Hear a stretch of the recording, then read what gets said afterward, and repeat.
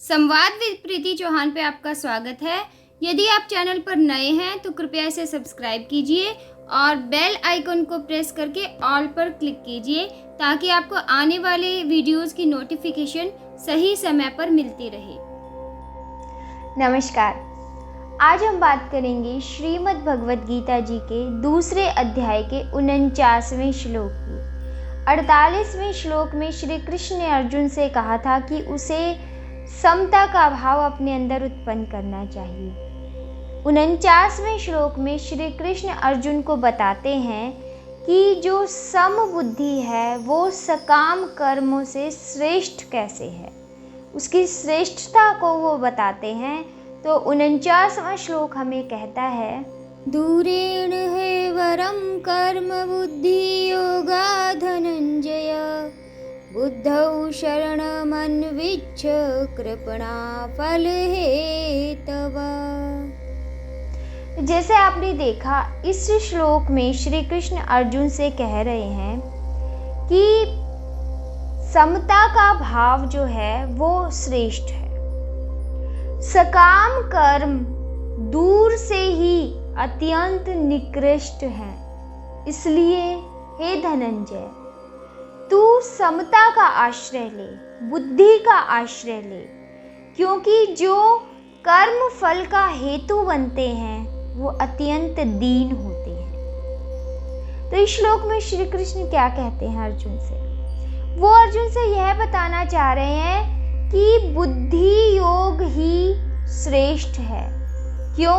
क्योंकि बुद्धि योग ही समता है और समता ही श्रेष्ठ है। समता की अपेक्षा सकाम कर्म दूर से ही निकृष्ट है। निकृष्ट का अर्थ है कि वो कल्याणकारक नहीं है। ऐसा क्यों कहा?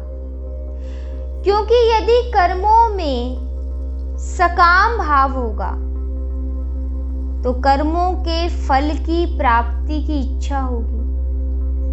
अगर सकाम भाव होगा तो वो निरंतर नहीं होंगे फल, वो उत्पन्न होंगे कर्मों की तरह और नष्ट हो जाएंगे।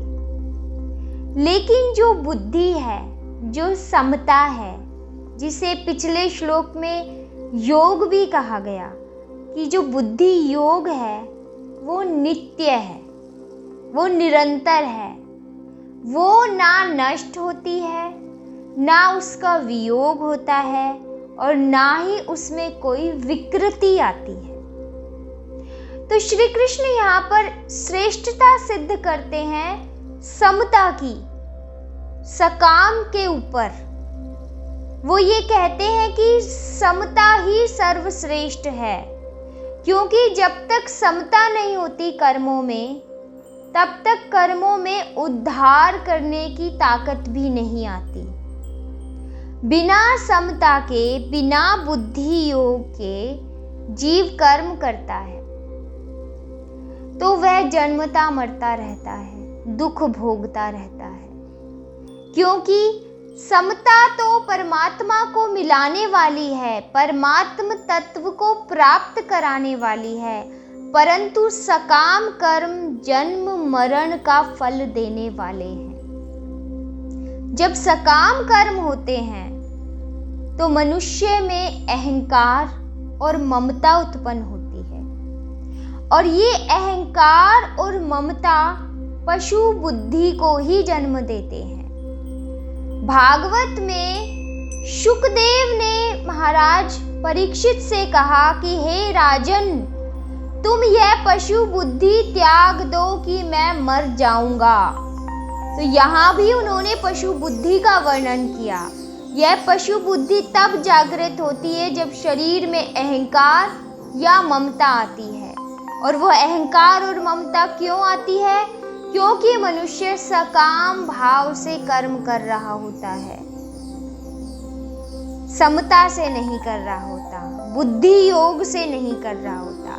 तो यहाँ श्री कृष्ण ने सकाम के ऊपर समता की श्रेष्ठता सिद्ध की। उन्होंने यह बताया कि सकाम और बुद्धि योग वो दोनों समकक्ष नहीं हैं।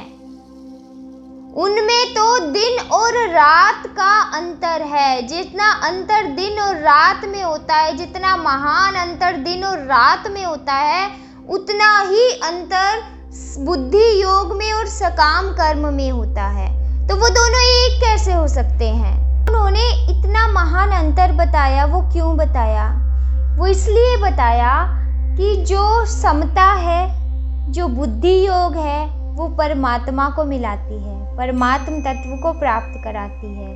परंतु जो सकाम कर्म है वो जन्म मरण का फल देने वाले हैं। तो इसलिए हे धनंजय, तू अपने को बुद्धि में स्थित कर, तू बुद्धि का आश्रय ले, बुद्धि की शरण में जा, अर्थात समता की शरण में जा। समता की शरण में कैसे जा सकते हैं? अपने अंदर निष्काम भाव को जागृत करना, समता में निरंतर स्थित होना ही समता की शरण में जाना है। और यदि तू समता की शरण में जाएगा तो तू स्वरूप में अपनी स्थिति का अनुभव कर पाएगा। उन्होंने यह भी कहा कि जो तू कर्म फल हेतु भी मत बन। कर्म फल हेतु बनना क्या होता है?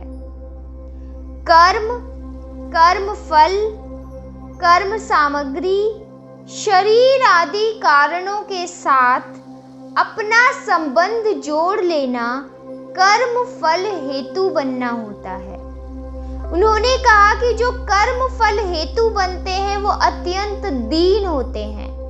इसीलिए उन्होंने 47वें श्लोक में भी अर्जुन से कहा था कि तू कर्म कर, कर्म फल पर तेरा अधिकार नहीं है, और तू कर्म का फल का हेतु भी मत बन।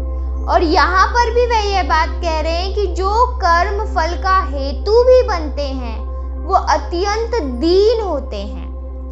कारण वही है कि समता अर्थात बुद्धि योग, जिसमें कि योग की प्रधानता है, उसका आश्रय ले। क्योंकि जो समता और बुद्धि योग का आश्रय लेते हैं वो कभी दीन नहीं होते, बल्कि वो कृत्य, ज्ञात ज्ञातव्य, प्राप्त प्राप्तव्य हो जाते हैं। परंतु जो सकाम कर्म का आश्रय लेते हैं वो अत्यंत दीन होते हैं। इसलिए हे धनंजय, तू समता का आश्रय ले, क्योंकि सकाम कर्म का आश्रय तो दूर से भी निकृष्ट है, अर्थात कल्याणकारक नहीं है। अगले श्लोक में श्री कृष्ण बताएंगे इसी को और विस्तार से। तो हम अगले श्लोक में उसकी व्याख्या करेंगे 50वें श्लोक की। तब तक आप श्रीमद् भगवद गीता अवश्य पढ़ते रहिए। नमस्कार।